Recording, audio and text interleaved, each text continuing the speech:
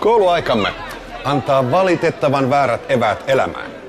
Koulupihan lait, kun eivät vastaa nykytodellisuuden lakeja, vaikka niiden pitäisi. Koulun kovimmat kundit jäävät täysin tyhjän päälle, kun luokan pelokkaat hiirulaiset karkaavat lukioihinsa piiloon. Ja yhtäkkiä nyrkkiä röökiä ei olekaan enää niin pop. Vanhoilla, takuuvarmoilla keinoilla, jonkun pikkuruisen hakkaamisella ja päälle nauramisella ei yhtäkkiä saakaan enää parhaita misuja kainaloon. Sillä, millä hän ennen sai kaikkien kunnioituksen, saakin nyt vain linnaa. Mitä tapahtuu? Sua huijattiin. Koko peruskouluaika, koko 9 vuotta. Anteeksi, itse asiassa sun kohdalla 12, eikö niin? Häh? Ja kuitenkin, koulukiusaamisella on aivan olennainen tehtävä. Ilman sitä heikot yksilöt, höhömö ja pullapojat, jäävät kiinni äidin tissiin, eläteiksi. Ne on potkittava irti sieltä. Niistä on koulittava esiin ja kiusoiteltava se luovuus ja palo. Raivataan hommaa. Sillä tää on rankka maailma. Ei tää ole mikään Hattaralandia. Jatkuvilla litsareilla luokan pelokkaista hamstereista on koulittava niitä saavuttajia. Suurmiehiä, taiteilijoita ja keksijöitä, joita niistä on tarkoitus tullakin. Ja varhaiskypsät kiusaajat, hehän ovat ikään kuin järjestelmän kuhnureita. Elävät elämänsä kiihkeämmän ajan jo viimeistään yläasteiässä. Ja koska teidän fyysinen ja älyllinen rapistuminen, se alkaa jo 15-vuotiaana, teillä on kunniatehtävä. Hakkaamalla ja haukkumalla vivuta valta väkisin uudelle sukupolvelle, uudelle kaartille. Kiusaajien valtakauden tulisikin olla niin kunnollinen, että sillä jaksaa sitten loppuelämän tarkoituksettomuuden. Etteivät turhaan tuolla sitten kysele turuilla ja toreilla, että no, entäs minä? Heille pitääkin suoda röökiä naiset jo alaikäisenä. Vanhemmathan voisivat itse asiassa jo kotona alkaa opastaa fiksun ja hallitun alkoholin ja huumeiden käytön. Pikku huikkia vaan se äkkiä kihahtaa tuonne pikkupojan huiviin, se on 5% kuitenkin. Ne vedät tälleen kuuluna henkeen, ne huomaa sen muuten ihan heti. Ei mitään poskareita, ne potkii. Useimmiten kiusaajathan ovat vain vilpittömän rehellisiä. Jos toinen haisee eikä sitä itse tajua, niin pitäähän se nyt voida sanoa. Haiseva tyttö. Vuodesta toisaan turhaan hämmentynyt, jos kuvittelee, että häntä vältellään ilman mitään järkevää syytä. Sellaisestahan sitä nyt kierroon kasvaa. Sinä kiusasit minua koulussa. Näin on. Ja se oli minun lahjani sinulle.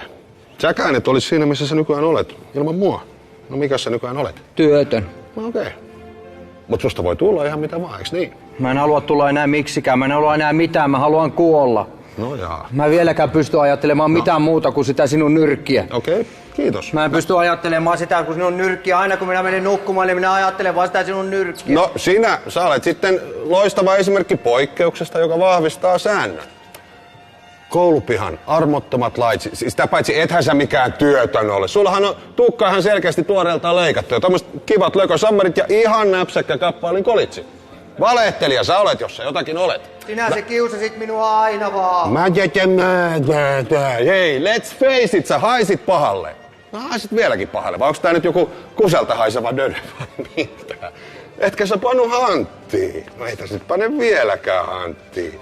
Totta kai tämmöstä tönitään, kun ei antaa töniä. Pane hanttiin nyt. Eihän se pane. Kusidödö.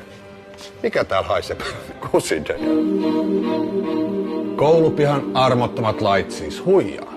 Antaa väärät eväät elämään tässä yhteiskunnassamme. Koska juuri kun ehdit omaksua aidon, luonnonmukaisen nokkimisjärjestyksen. Vahvemman lain. Lyökin aikuisten maailma papereineen ja pykälineen tiskiin täyslaidallisen uusia, keinotekoisia säännöstöjä. Ja yhtäkkiä vahvin ei olekaan hän, joka oikeasti on vahvin, vaan hän, jolla on eniten diplomeja. Minä määrään nyt! Minä määrään! Kyllä yhteiskunnan sääntöjen pitäisi edelleen olla yhtä luonnollisia kuin koulun pihalla. Koska niin kauan kuin teoria ja paperi hallitsee, yksikin kunnon kriisi riittää romahduttamaan koko järjestelmän. Kyllä, se on juuri näin. Sinä päivänä, kun jotain tapahtuu, kun mersut lakkaa kulkemasta, sähköovet toimimasta, täällä ei kauaa vallassa keiku kukaan niistä, jotka määräävät asioista kivilinnoissaan, jotka näyttäytyvät kansalle vaan pelkkänä TV-kuvana. Siinä on pikkuministerin Ihan turha tikku käsillään yrittää kammeta ovea säppiin, kun lihaskimput päättävät astella eduskuntaan ottamaan omansa takaisin. Mutta jos yhteiskunta rakentuisi samoille lainalaisuuksille kuin koulun pihalla, mitään mullistuksia ei tapahtuisi mikään kriisin tullen. Mutta semmoisen olisi mitään painettakaan. Kyllä vahvat omastaan huolta pitävät ilman mitään turvakameroitakin. Semmoinen yhteiskunta olisi vankka. Nyt se on niin kuin korttitalo. Itse asiassa moottoripyöräkerholaiset ovat ainoat tämän filosofian kunniakkaat lipun kantajat nykyään. Juuri siksi he joutuvatkin jättäytymään lain ulkopuolelle. No, se on sääli. Meillä voisi olla paljon opittavaa heiltä. Kusidöde! Kusidöde!